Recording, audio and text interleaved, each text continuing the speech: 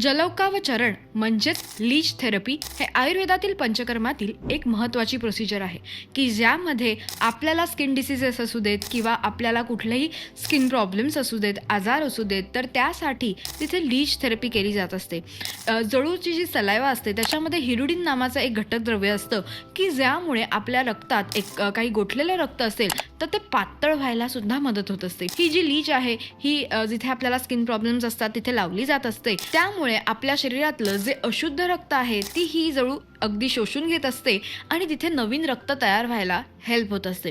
ही महत्त्वाची जी प्रक्रिया आहे ती मेनली पिंपल्स येणं तसंच इंद्रलुप्त म्हणजे ॲलोपेशियाचा त्रास होत असेल तर त्यासाठी सुद्धा उपयुक्त असतं. कारण आपल्या शरीरात प्रत्येक जो काही स्किन डिसीज होत आहे तो रक्तातील एखादं जे टॉक्झिन्स आहे त्यामुळे आपल्याला होत असतो आणि आपल्या शरीरातलं जर टॉक्झिन निघून गेलं तर आपल्याला होणारा हा काही स्किन डिसीज असेल तर तो कमी व्हायला हेल्प होत असते.